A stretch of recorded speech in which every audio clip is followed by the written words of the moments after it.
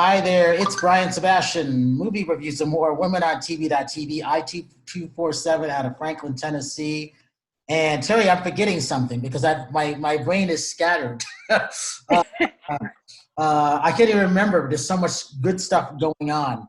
And I can say this, soon to be announced between now and October 15th, iHeartRadio, Amazon Music, Comcast, and Spotify. And I know I'm missing something. Pandora will be on Movie Reviews and More coming up within the next month. So if it's not the one and only, Terri Marie at a nonstop, obviously, out of Redondo Beach, but Jorie from the Pondhawks, the #1 indie band in the world, Reverb Nation. And so the interesting thing is we had such a great response from the part 1 that you and we did, that I wanted to find out more about you and your days of being a photographer, which never ends, by the way, being with Paul McCartney. So I love that shirt. I didn't even know Paul had one of those shirts. Where'd you get it?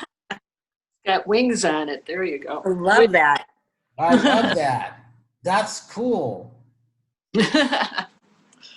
Talk about this. My book too. So talk about when this book came out, because I had known of your name, but I didn't know who you were until we did the interviews on the group. And I'm like, oh my God, we have to have another part, and I have to have some of the other girls come on because there's so much to you. Well, the book came out in 2000, actually.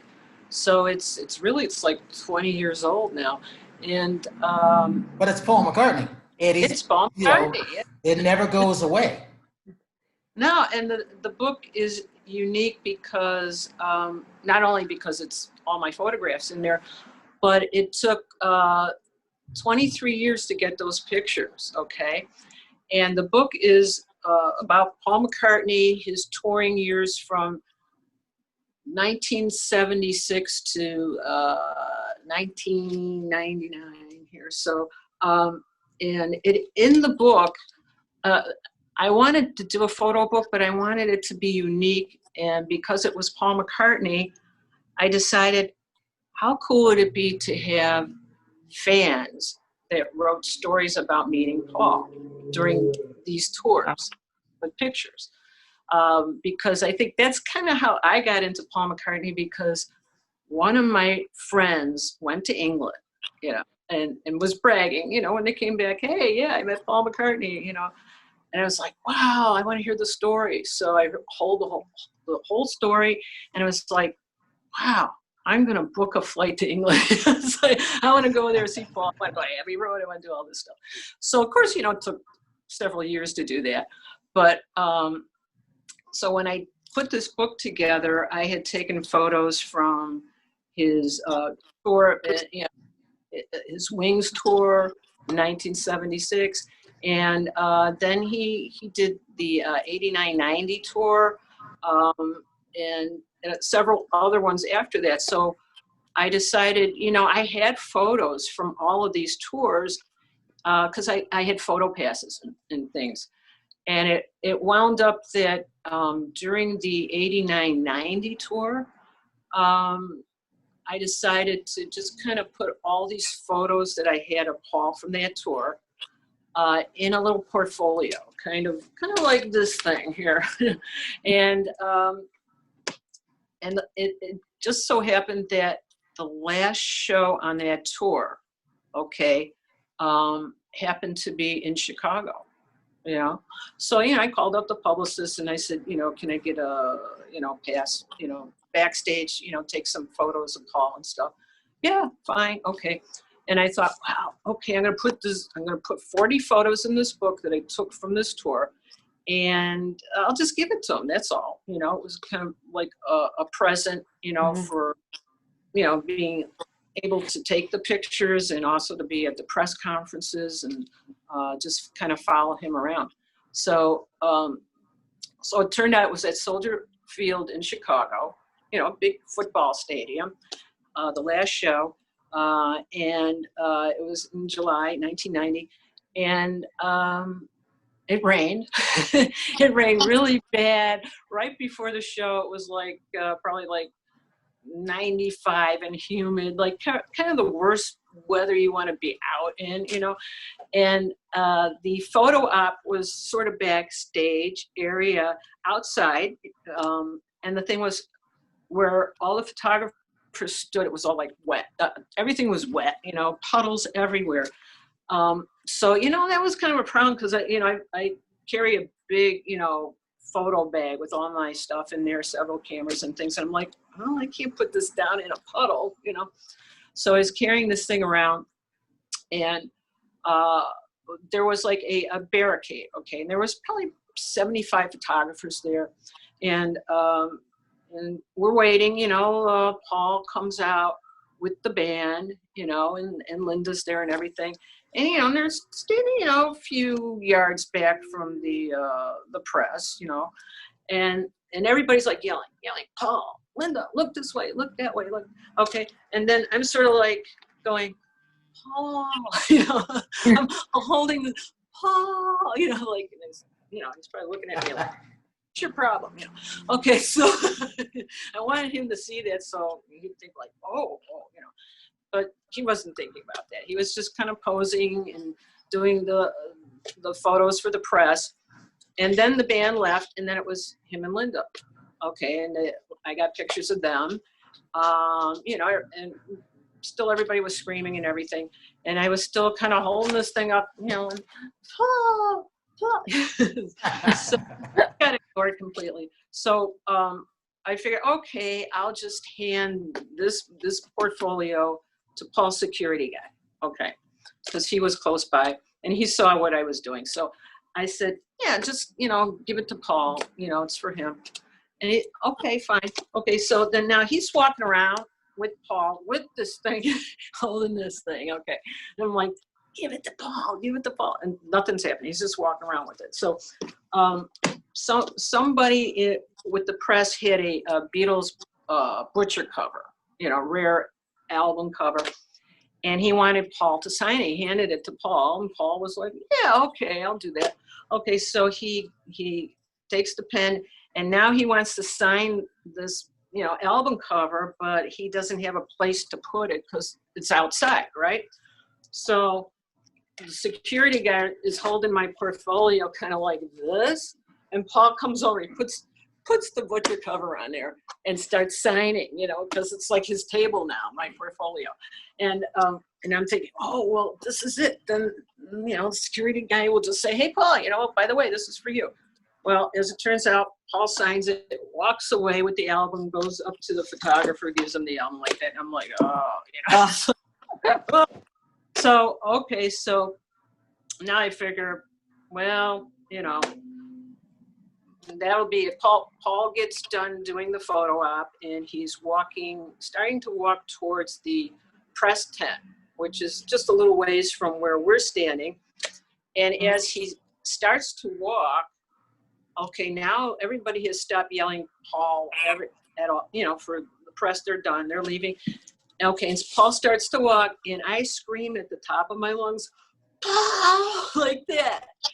And now Paul is walking, and he just stops. He doesn't look at me or anybody, and he turns around and he walks to the security guy and takes the portfolio out of his hand. So he knew the whole time that I gave this to this guy, you know, the security guy, because Paul knew who I was. So, and I was like, oh, this is great. Okay, so now Paul's got it, you know, and he's going like this, and he's like kind of flipping through it, you know. And he says, do you want this signed? Because everybody wanted something signed. And I said, no. I said, it's for you. It's a Prezi. He said, oh, great, you know. And then he goes and he takes it with him. So now I feel, okay, I accomplished, you know, what I wanted to do. And as it turned out, there was a photo in there that I took of him that was very unique. And I came up with the idea of this photo. I was in London at Wembley Arena. And, you know, there's a picture in my book of Wembley Arena, because when Paul played England, the arenas, they put up these giant billboards with giant photos of him. I mean, it was just unbelievable. And I saw these two photos that he was using for publicity. And one was kind of like he was kind of throwing his head back and his hair was flying. And the other one, he had his arm up in the air. And I kept thinking about those two pictures in my mind the whole time during this tour. And I thought, you know what? I think I can do something like that and do a combination of it, you know? But that was like in my head, I was thinking that, because I had been to a lot of concerts, and it was kind of like, I kind of saw Paul moving and doing stuff like that towards the end of the show, but you had to be in the right place at the right time with the right timing just to get it right, okay? Because he would kind of like jump up in the air. And so it happened, and this is where things come in where it's like fate, okay? This was February, okay? February, and it was cold. It was winter, okay? And you know, February, and I'm like, I've got to go to the concert in Indianapolis. My friend got a ticket like in the third row. And, you know, I can't pass that up, right? Okay. But it turns out there's like the worst snowstorm ever. Okay, so I had to drive from Chicago, Indianapolis, 250 miles, blizzard, okay? So now she's coming from somewhere else, and the thing is, it's like cars are all over the road, okay? And they're in the ditches, and my car is like a snow.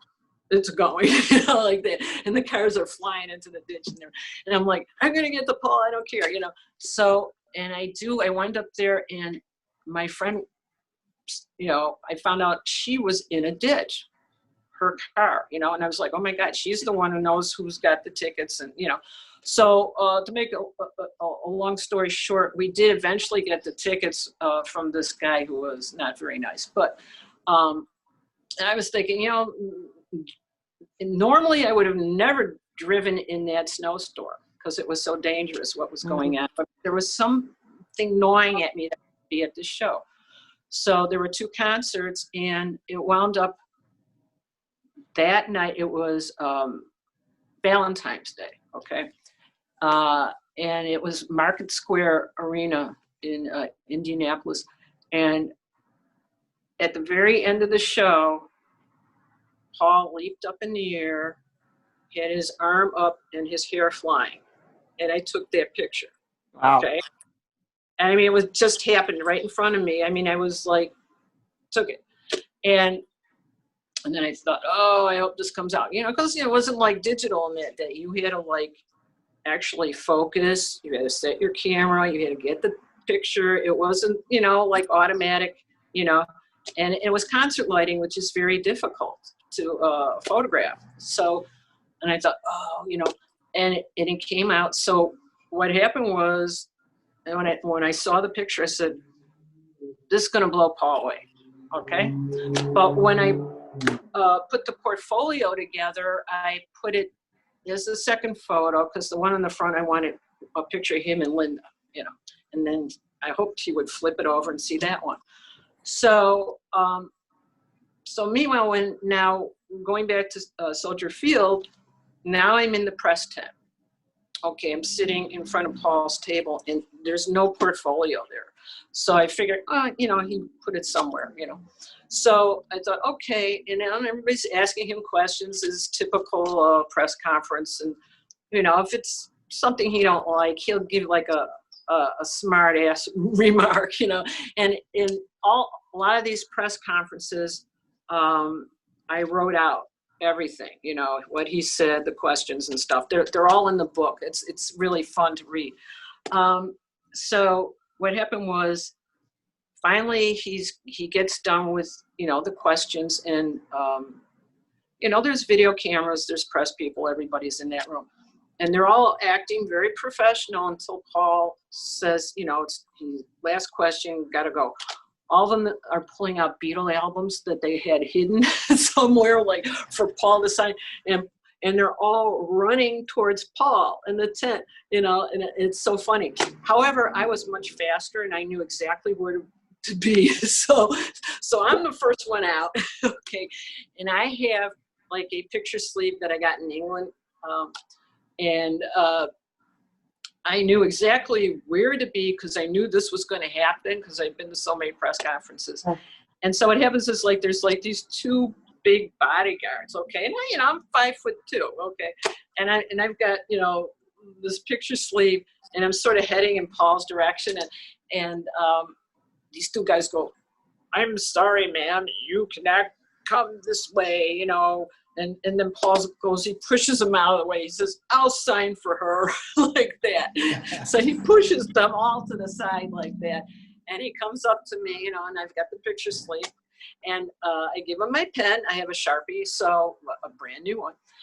And now he's like signing, but now the ink is not coming out because it's a new Sharpie. And I'm like, oh my God, and he's trying to like carve his name into the picture sleeve. He's like doing this. I'm like, So finally the pen starts to work, and he signs, and then he gives me the picture sleeve back like that, and I thank him, and then he walks away, and then I'm like, I yell out, "Paul!" And he like turns around and he goes, "What?" I said, "My pen." It's like that, and he goes, "Oh, sorry," because I have like the shrine, from the autographs, the pen that Paul touched and stuff like that. So anyway, and it was fun. So now he was going backstage to get ready for the show, and I was like in the third row center for that concert. And when he came out, he saw me and he went like this, the thumbs up. So I know he saw the book. Okay. So now we go like 10 days later. Okay. 10 days later, I had photos that I had dropped off at the newspaper. And I guess at that time they had other photographers that were working for them, so they didn't need my picture. So I was driving back from downtown Chicago kind of thinking, wow, I can't believe they didn't take any of my pictures. So as I'm driving, and I have a phone in my car, and the phone rings, okay, and English accent, and it's Paul McCartney's publicist calling me from London. Okay, I'm driving in the car. I'm like, "Jeff," I said, "Are you calling me from London?" He says, "Yeah." I'm like, oh, I'm thinking, how cool is that? He's calling me from London, and I'm getting the call on my cell phone. I thought that was cool. Yeah, it's like technology, right? I'm like driving on the road.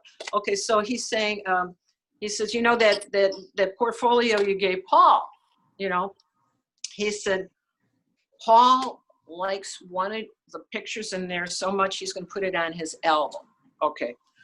So now I'm driving like 100 miles an hour, right? Because I'm like, what? And I'm like, I got to pull over. Wait. So I pulled over, and I said, well, okay, what photo are we talking about?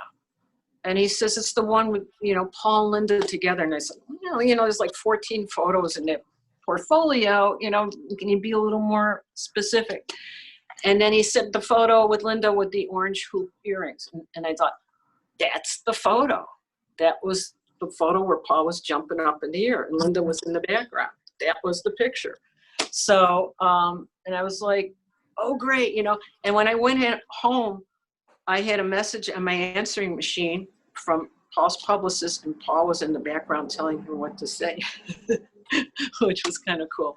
But as that turned out, December that year, Paul had a party, the end of his tour in London, and I got invited to that party, okay? And my photo did wind up on his Tripping Alive Fantastic album. There were like 2 booklets for that, and mine was the first photo in the second booklet, and there was also like a vinyl version of it, and my picture was the first one of him in there, up in the air. So I got invited to this party in London. Were you allowed, Jorie, were you allowed to bring a significant other with you? Was I allowed to bring what? Were you allowed to bring one person with you? Well, actually, the person that went was my friend Wilma, who lived in London, and she was the one that was able to pick up because I couldn't pick up the the invitations, and I didn't want them sent in the mail. And it just so happened that she knew Paul, and everybody there, knew her. In fact, what happened was I called Paul's office to find out if she had gotten, if she had been there. And Paul's daughter answered the phone, and I said, oh, Mary, can I talk to Wilma? And she's like, you want to talk to Wilma? Okay. So she's trying to think, because, Wilma doesn't work there. Like, why am I calling? So, and then my friend Wilma was there. She was in the room with Paul at the time, and she had asked about the invitation. And Paul, at that point, he had like some sort of list of who was going to be at this party and who wasn't. Okay. And it wound up being, his crew from the tour. And I guess there were a lot of record company people that, and he said, no, I don't want those. I just, and then he said, yeah. And he gave Wilma the invitation. He said, yeah, you and Jorie, yeah, you're fine. Okay. Like that. And I'm like, cool, this is great. So I wound up going there, and the party was kind of cool because it's like a rock star party, and Paul's band was there, and there were about 90 people invited, but they were like mostly his crew. And when I walked in there, I waited for Paul, and Paul and Linda showed up, and as they're walking through, Paul started to walk past me, and I said, hey, Paul, because we're buddies now, right? Okay. Hey, Paul, I said, I'm the one that took that photo on your album, like that. And he kind of looks at me and goes, which one? Like that. Okay. And at the time, I was really the only female photographer that had a photo on that album. And I thought, I was in good company because Linda was the other one, So, so anyway, so what I did was, I got in the position of the photo, and I said it was this one, where it was kind of like, my arm was up in the air, and Paul kind of looked at me while I was like standing in this position, and he goes, no. I think it was more like this. And he gets right in the position, of that picture, And then he comes over and he puts his arm around me. He gives me a big hug, And of course now it's either I faint on the floor, okay, or actually speak to Paul now, because it's like, wow, am I dreaming? This is like unbelievable. So I say to Paul, I really appreciate, that you picked my picture, and I just want to thank you so much for including it on your album. And he said to me, he says, no, he says, I should be thanking you. And I'm kind of looking at him like, what? And he says, he said, I saw thousands of photographs. And he said, and yours were one of the best, like that. So now I want to, just fall down, go like, oh yeah, Paul, so you want to like start screaming, like that, run out of the room, yes, no.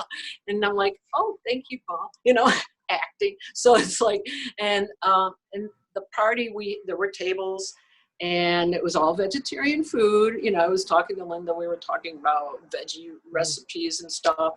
And I remember one of the band members was like just hanging really close to the bar, like glued to the bar, because he never moved.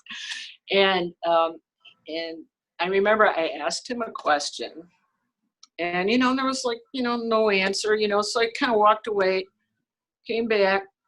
He was still there talking to people. And then all of a sudden he answers the question.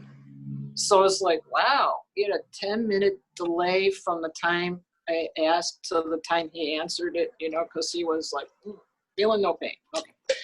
But now the band, they took them upstairs, and MTV was doing like video and stuff at that time, because there was a party. This party actually, people wanted to be at this party. There were like 4 people from different countries that got there. And also Paul got a Guinness Award because his show at the Maracana Stadium in Rio de Janeiro, at that time got the largest, audience. So they gave him like the Guinness Award. And I'll tell you, it was fun because everybody was like drunk and they were all yelling and laughing, and it was a lot of fun. And I mean, it was a great experience. And then the next day, Paul was doing a taping for some TV shows. So I got to go to that too, which was a lot of fun to watch him, where they sort of pre-record songs, it was supposed to be like live versions and then they lip sync to it. It's like, wow, I've never seen that done before. And I remember that Paul was like sitting there and talking about, what he was going to say to these interviewers, because there were people from Spain, there was somebody from Italy, there was somebody from Japan, and either they would be there or they would be like on the phone or something. So he was talking about, this was like so funny. There was the guy who was going to interview him from Italy, and his name was Peppo, okay? But Paul kept reading the script wrong, and he was calling him Pee-Pee. Pee-Pee. And he's like, and he would rehearse, and he goes like, well, Pee-Pee, or whatever. And the director's going like, Paul, it's Peppo, but Paul still calling him Pee-Pee. Doesn't matter. So, and the thing is, Paul is actually, as he says Pee-Pee, is making himself laugh so hard that he's like laying down on the bench laughing, on his piano bench. Okay, so now I'm thinking, well, what happens when this guy goes on, and he was remote, Peppo, and Paul talks to him and calls him Pee-Pee. So, and we're all like laughing hysterically, and as Paul's like talking to him, Peppo keeps saying, no, Pee-Pee, Peppo, like that's like, and it's going on. Everybody's just on the floor laughing everywhere. So I thought, when this is finally, out on TV at these various, countries, I'm thinking they'll cut that out. They'll do that. No, they didn't. It was all in there. And plus there was a lady from Spain. Okay. And she would be talking, she would first talk to Paul. She'd ask him a question, and then she would translate that question. Okay. So Paul would, answer the question. So he kind of had his arm around her. So when she was like looking at the camera, when she would speak in Spanish, he would take his hand like the side of her face and do this. Like it's like his hand is talking like her, And I'm thinking, wait a minute, she can't even see that. And and she would speak in Spanish, and he would be doing this and making a face, camera. And I thought, oh, that's never going to make it. And that one did. It was hysterical. It was so funny. And there'd be questions where they'd be asking, well, Paul, where did you get this audience? Because there were about 500 fans from his fan club that got to go to see this taping and stuff. And he said, we're holding them hostage. They were from a supermarket or something, and he's making up, fun things. And in between, he was telling jokes and stuff, which was cool to the audience. You felt like you were in his living room, So, and I thought, wow, this is really cool. The party the night before, and then I get to go to this taping, and all this fun stuff is going on, So it was a great experience and stuff.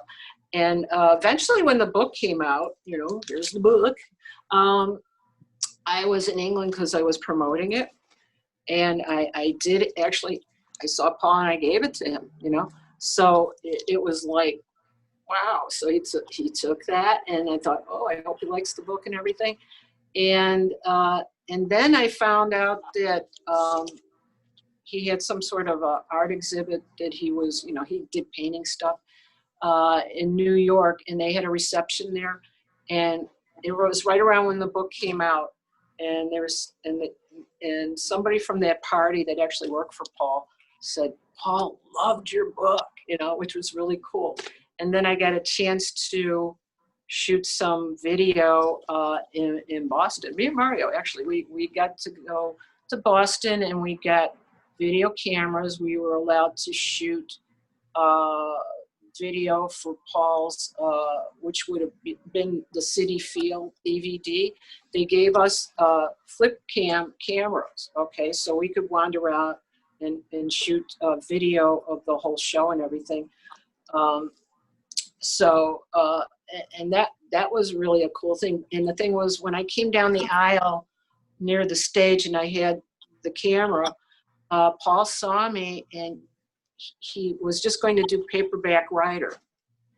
And when he saw me, when he sang the song to me, you know, and put the thumbs up and everything, you know, because of the book. And I thought that was like so cool, you know.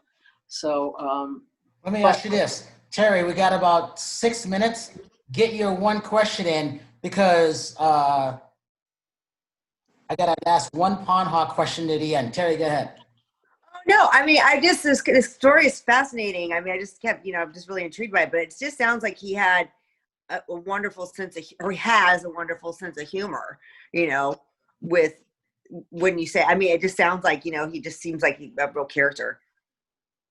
Oh yeah, you know, the thing was, one time he came to Chicago and one of my friends was able to win a contest to meet him at the hotel because he was promoting his Broad Street movie. And we were sitting down in the lobby waiting for her, and she came down the elevator and we were sitting like on the couch, and she sat on the floor in front of us and told us the whole story about, you know, meeting Paul and everything. And we're talking, you know, typical, you know, fans of Paul McCartney, all women, and we're all talking, you know, Paul stuff.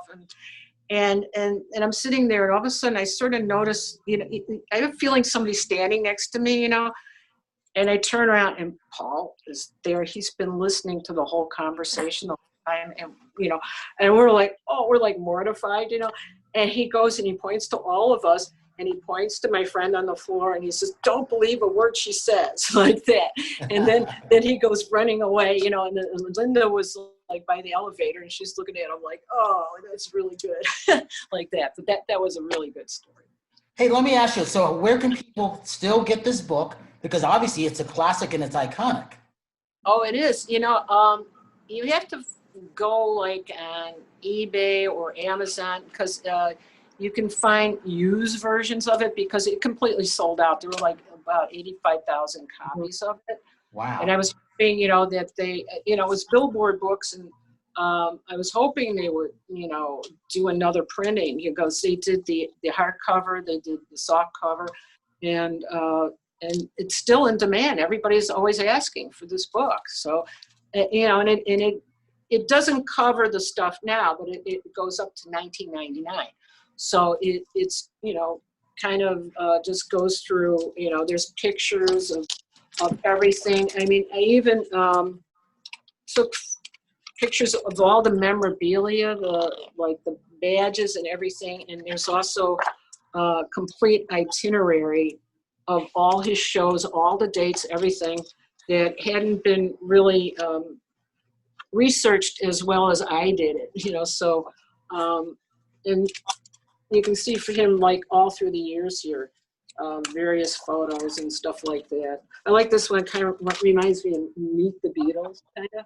This black and white. It does, actually. And that was on stage. It was on stage. I happened to capture that shot. So, yeah, I would say, yeah, just, you know, ask around, and maybe, hopefully, down the line, I'll have this book, you know, published again, so. Do you know, Jorie, we're going to have to do a part 3 with you and Mario now, you know? Because you have so many stories. And oh, yeah. They're iconic stories. Yeah, we have, like, stories, you know, meeting people, you know, Ringo, you know, Davy Jones, you know, a lot of people, you know, so. Brian Sebastian, you know, go Brian Sebastian. Hey, so with Mario, away, you know. I'm going to book a part 3 with you. I'm going to take a picture of you. I've been taking pictures of her. I want to take one. Here we go. Oh, there he is. Okay. All right, so do this. Last question. You got 60 seconds. What makes the Pondhawks so iconic around the world? Well, I think it would have to be, yeah, Mario's saying, yeah. It depends on what you're drinking when you listen to our songs. So, I would say, I think it might be because of the message in the songs and the words. I mean, a lot of these songs that you hear these days, you really don't, they're not real deep message-wise. And I think that people have kind of listened to our music and then listened to the actual lyrics. And I think that's how they kind of got into us. So, and we like that because, you know, we work hard on that. And especially with the new song, you know, Invisible Stranger. And people are just... And I've been listening to it. Yeah, people have been really, you know, we've gotten such great reviews and stuff. And we made like the top 20 best releases of summer 2020. So, and congratulations. Yeah. And tell Mario I'm sending him a peace sign because I can't see him. But we are going to do a part 2. All right. Hey, man. Hey. Peace. Peace. So with that, give your website. He said he was sending me at first I thought he said he was sending me a pizza. No. Sorry. It's just, you know. All right, give the Pondhawks website real quick. You got about 20 seconds. Okay, it's www.pondhawks.com. And from there, you can go everywhere. I mean, we have all the links. So check it out. All right, and I'm going to end with that. So Terri, nonstop, we have to have a part 3. We have to bring Terri in on this. And the reason... Anytime, we're available.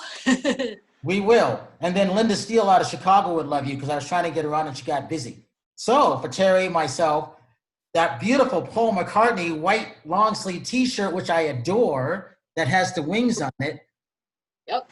Thank you so much, Mario. Thank you so much for the Pondhawks and movie reviews and more. And if you see someone out of smile, she made me laugh throughout the whole interview because I didn't have to say anything because I wanted the story. We will see you next week.